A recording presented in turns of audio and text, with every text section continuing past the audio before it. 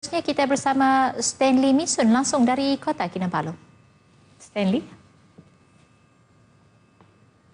Terima kasih Fiona, diangkat seperti salam sejahtera dan salam sehati sejiwa.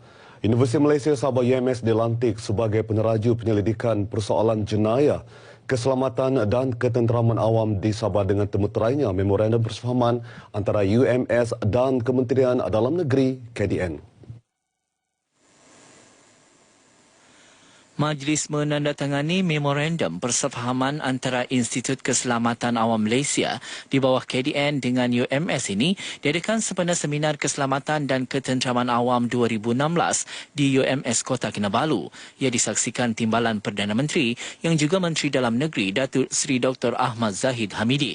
Berucap dalam majlis ini, Ketua Menteri yang juga Pro-Chancellor UMS Datuk Seri Panglima Musa Jaman berkata, Kerajaan Negeri menyokong penuh apa jauh usaha Kerajaan Pusat khususnya KDN termasuklah inisiatif menjalin kerjasama perkongsian kepakaran dalam aspek keselamatan dan ketenteraman awam. Beliau yakin kerjasama itu bakal menghasilkan perbincangan dan perkongsian maklumat serta dapatan bermanfaat untuk meningkatkan aspek keselamatan di Sabah. Ia amat penting supaya langkah pencegahan segera dapat diambil oleh pihak berkuasa bagi menyekat sebarang bentuk ancaman yang boleh memudaratkan keselamatan negeri Sabah.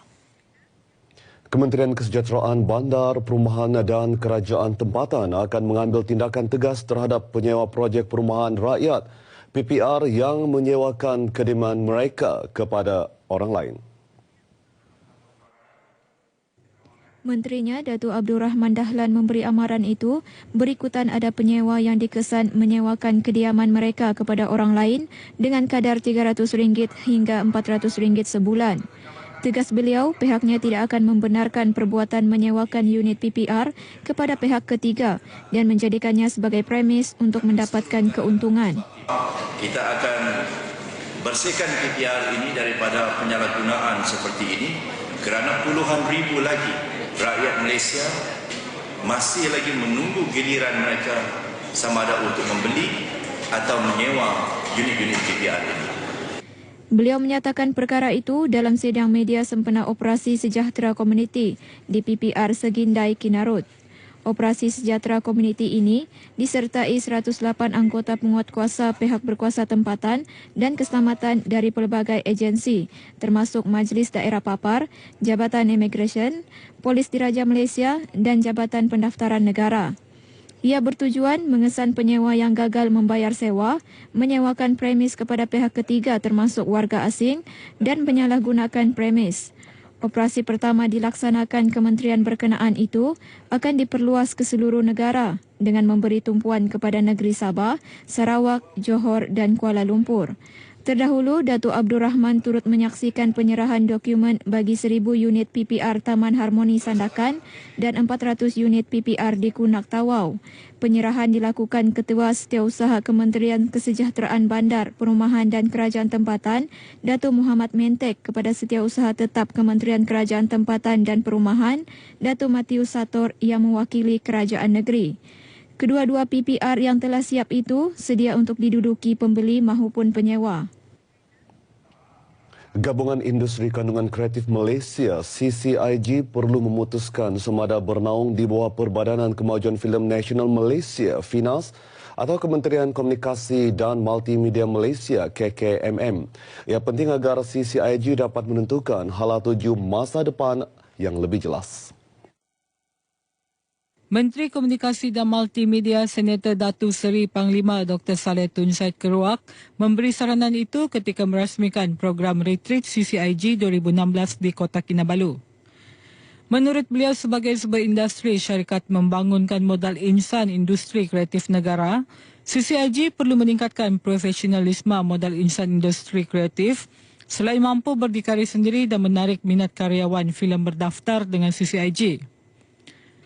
Datuk Saleh juga mahu CCIG mempunyai satu dasar holistik bagi menggerakkan potensi industri yang mampu menjana perolehan sehingga RM7.2 bilion setahun selain mewujudkan 50,000 peluang pekerjaan menjelang tahun 2020. CCIG mempunyai 6,417 karyawan dan pengamal industri kreatif yang berdaftar dengan 402 daripadanya mendapat pengiktirafan industri. Sementara itu, pengerusi CCIJ, Datuk Jurel Latif Rosli berkata, saranan yang dicadangkan itu akan dibawa ke Mesyuarat Agung Tahunan CCIJ. Kami nampak dengan menjadikan CCIJ ini sebuah badan yang lebih profesional di bawah kementerian akan menyelesaikan masalah-masalah yang kami fikir mengganggu gugat ataupun menyekat kemampuan CCIJ untuk bergerak.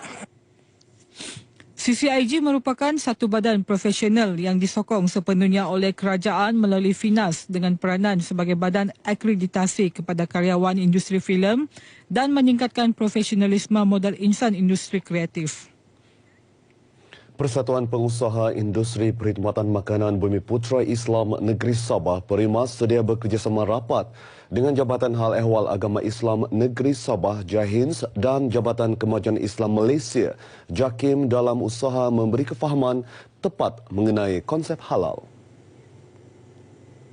Presidennya Rafi Muhammad Said berkata usaha itu termasuklah menganjurkan pelbagai aktiviti bagi memberi bimbingan sewajarnya kepada pengusaha perkhidmatan industri makanan Bumiputra mengenai tanggungjawab menyediakan makanan halal. Persatuan ini memang memerhatikan dan mengambil beratlah perkara ini dan kita anggap ini satu tugas persatuan, iaitu kita ingin meningkatkan kefahaman terutama di kalangan pengguna supaya menyedari hakikat dan juga konsep halal. Beliau ditemui RTM di Kota Kinabalu sebagai mengulas penggunaan perkataan serve no pork yang diletakkan di restoran-restoran bukan Bumiputra sehingga mengelirukan pengguna Islam. Sementara itu, Ketua Pegawai Penguatkuasa Kementerian Perdagangan Dalam Negeri, Koperasi dan Kepenggunaan KPDNKK Sabah Yahya Sujak berkata, berdasarkan perundangan, serve no pork tidak bermaksud halal. Sebaliknya menyatakan premis berkenaan tidak menghidangkan khinzir. Dia tidaklah boleh ditafsirkan sebagai halal. So, maknanya orang Islam sepatutnya tidak memilih serve no pork itu sebagai satu pilihan untuk dia orang masuk ke kedai itu dan makan di tempat itu. Sebab serve no pork tidak menjamin penyediaan bahan yang digunakan dan pengendali orang itu adalah mengikut hukum syarak. Bagaimanapun, sekiranya hasil pemantauan yang dilakukan mendapati premis menghidangkan babi atau khinzir, tindakan undang-undang di bawah Akta Perlindungan Pengguna 1999 boleh dikenakan. Para penggemar aktiviti lasak kini boleh merasai sendiri cabaran wipeout yang kini terdapat di Kota Kinabalu. Ia merupakan anjuran Grand Illusion Sdn Bhd, aktiviti lasak wipeout satu-satunya di Malaysia. Dalam permainan ini, peserta dikehendaki melepasi 6 rintangan dalam tempoh kurang daripada 60 saat. Pemenang yang berjaya mendapatkan catatan masa yang terpantas bakal membawa pulang hadiah wang tunai RM500 beserta trofi bagi kedua-dua kategori lelaki dan wanita. We will have this wipeout challenge for 3 days, 25, 26 and 27 of March this year. So in between March and April, we have 1 month carnival here. Awarded by the Malaysia Book of Record lah, actually December last year. Yeah, the launching is at Oceanus as well. Setakat ini, hampir 200 peserta telah mencuba permainan wipeout ini, antaranya dari Kuala Lumpur, Selangor, Johor Bahru, Brunei dan wilayah Persekutuan Labuan. Beberapa peserta yang ditemui turut berkongsi pengalaman menyertai cabaran wipeout Oceanus bersama media di Kota Kinabalu. Memang sebelum ni kami tidak pernah main. Baru ni pertama kali di Oceanus dan kami betul excited lah dapat good game ni. I think it's the stick on the wall because you need to have a lot of force when you jump. Not to mention the suit is very big to me and I'm such a small lady. If I wear that, I walk like a sumo, like a sumo, and I have to walk like a penguin like that. And I have to jump. It's very hard for me. Aktiviti lasak wipeout ini telah diiktiraf oleh Malaysia Book of Record pada Disember tahun lepas. Orang ramai yang berminat masih boleh mendapatkan tiket di pusat membeli belah Oceanus bernilai RM88 beserta t-shirt dan voucher.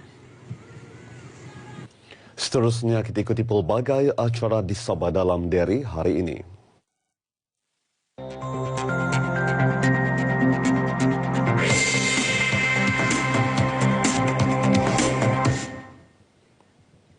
Pukul 8 pagi ini akan berlangsung program larian anak Sabah di dataran Kompleks Sukan Kota Kinabalu di Likas. Sementara itu, pada pukul 10 pagi ini, program Karnival Pendidikan Tinggi Negara kali kedua Jom Masuk IPT akan diadakan di One Borneo Hypermall, Kota Kinabalu. Akhir sekali, kejohanan Malaysia Mixed Martial Arts juga akan berlangsung pada 10 pagi di One Borneo Hypermall, Kota Kinabalu.